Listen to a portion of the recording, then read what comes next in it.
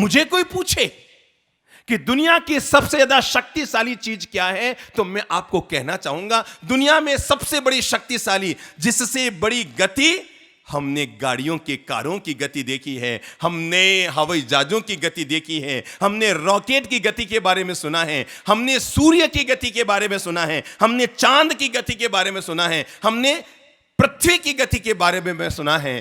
पर मैं आपको बता दूं, दुनिया भर के सारे तत्वों के मिलकर जो ताकत है, जो शक्ति है, जो गति है, उससे बड़ी तेज गति आदमी की प्रार्थना की होती है, जो हृदय से उठती है, होठों तक आती है, उससे पहले भगवान तक पहुंच जाती है। इससे बड़ी तेज गति दुनिया में किसी भी चीज की क्या हो सकती है? उस प्रार्थना की, भक्ति की ताकत होती है। उठती कहां से है? कहां से उठती है? हृदय से उठती है। और होठों तक पहुंचे उससे पहले कहां तक? कहां तक? कहां तक? बोलो, मुंह से बोलो, कहां तक? भगवान तक पहुंच जाती है। यही है दुनिया में प्रार्थना की ताकत, ये है दुनिया में भक्ति की ताकत, ये है दुनिया में आदमी की पुकार की ताकत, कि वो हृदय से याद करे और उसकी याद होठों पर आए, उससे पहले ही भगवान तक पहुंच जाया करती है। हां मेरे भाई, दुनिया भर की अगर कोई सबसे बड़ी ताकत की चीज है कि जिसके भरोसे ये पूरी दुनिया, जिसके भरोसे ये पूरा ब्रह्मांड, जिसके भरोसे हमारी जीवन की गति प्रगति होती है, उन सब का अगर कोई आधार है तो वो ईश्वर की परम शक्ति है। और ईश्वर जब भी मनुष्य के भीतर साकार होता है, ईश्वर जब भी हमारी शक्ति बनकर हमारा सहयोगी बनता है, ईश्वर जब भी हमारे साथ हमारा जीवन का सहचर बनता है, तब एकमात्र मनुष्य के भीतर उठने वाली प्रार्थना होती है, मनुष्य के भीतर उठने वाली वो शक्ति होती है। अरे वो प्रार्थना कि जिस प्रार्थना ने कभी द्रौपदी के चीर को बढ़ाया था, वो प्रार्थना, वो भक्ति कि जिसके चलते महावीर चंदन बाला के द्वार पर आ गए थे, वो प्रार्थना कि जिससे राजुल को नेमिनाथ ने मुक्ति दे दी थी, वो प्रार्थना कि जिसके चलते मीरा के द्वार पर मोहन आ गए थे।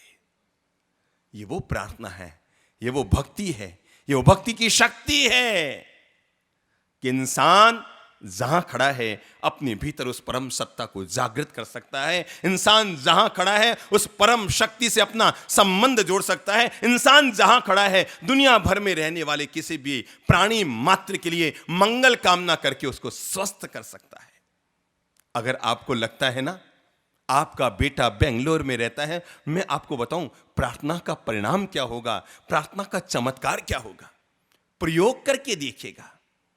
अगर आपको लगता है आपका बेटा बेंगलोर में रहता है, अगर आपको लगता है आपका बेटा बेंगलोर में पढ़ने के लिए, जॉब के लिए गया हुआ है और उसका एक्सीडेंट हो गया और अचानक आपको फोन आया कि तुम्हारे बेटे का एक्सीडेंट हो गया, वो आईसीयू में है, हमारे क्या होगा? हम बिल्कुल भीतर ही भीतर अचंभित हो जाएंगे, क्या हो गया, पागल से हो जाएंगे, दौड़ भाग, फोन मोबाइल ये वो शुरू हो जाएंगे। पर याद रखना, फोन मोबाइल दौड़ भाग से बेटी की जिंदगी नहीं बचेगी। अगर आप मेरा कहना माने, जैसे ही ये खबर मिले कि आपका बेटा तकलीफ में आ गया, आपका पति संकट में आ गया, आपके भाई के एक्सीडेंट हो गया, आपका पिता कोई दुविधा में फंस गए हैं, आपके पिता को गलत रूप से फंसा दिया गया है, आप तुरंत एक काम कीजिएगा, जहां आप जिस घर में हैं और जो आपका पूजा का घर है वहां पर जाना और जाकर के हाथ जोड़कर प्रार्थना करके ईश्वर से पुकार, हृदय का तार जोड़ना।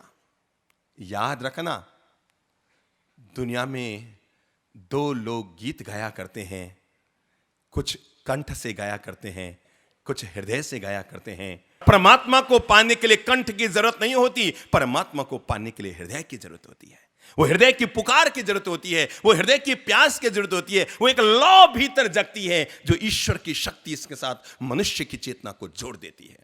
उस परम सत्ता के साथ, उस परम चेतना के साथ, उस परम ईश्वरीय शक्ति के साथ, ब्रह्मांड की दिव्य शक्तियों के साथ मनुष्य जब पराचेतना के साथ अपना संपर्क स्थापित करने का प्रयास करता है तो पहला काम जिससे होता है वो है मनुष्य के भीतर उठने वाली प्रार्थना, भीतर की उठने वाली पुकार, भीतर की उठने वाली आवाज। आप कुछ मत कीजिएगा, जहां बैठे हैं पलकें झुकाइएगा, करबद्ध होइएगा, पहले अपने हृदय के तार उस ब्रह्मांड की दिव्य सत्ता से जोड़िएगा। दुनिया में मोबाइल की भी इतनी ताकत नहीं है जितनी गति से आपकी आवाज़ पहुंचा सके, पर आप प्रार्थना की पुकार उठाएंगे, आवाज़ परमेश्वर तक जाएगी। कहना, प्रभु मेरा भाई, मेरा बेटा, मेरा पड़ोसी, मेरा पिता, मेरी पत्नी, मेरे वो व्यक्ति अभी संकट की घड़ी में है, अभी वो बीमार हो गया है, अभी वो आईसीयू में है, डॉक्टरों ने जवाब दे दिया, पर हे ईश्वर, दुनिया में लाना भी तेरे हाथ में था, दुनिया से ले जाना भी तेरे हाथ में है। ये जवाब देने वाला डॉक्टर कौन होता है? ईश्वर तू उसे बचा, ईश्वर तू उसे बचा, ईश्वर तू उसे बचा, ईश्वर तू उसे बचा। और 15 मिनट तक हृदय के तार, अपने प्राणों की आवाज, अपने हृदय की आवाज, अपने भीतर की पुकार उस ईश्वर की शक्ति के साथ जोड़ कर रखिएगा, और आप पाएंगे, आप पाएंगे, आप पाएंगे 15 मिनट तक आपने उसको पुकारा, उसका ध्यान किया, उसके नाम समर्पण किया, उसको सौंप दिया।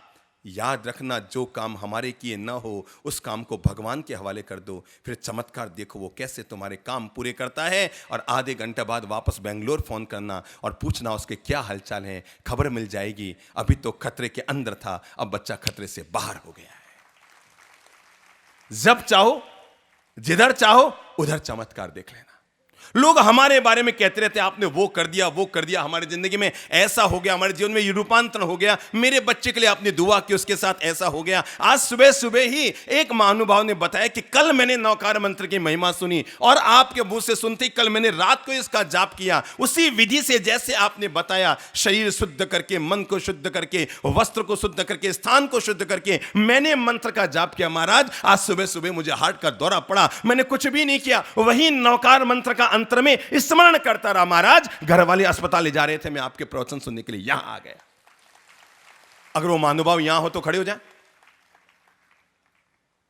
वो देखिए पीछे खड़े हैं।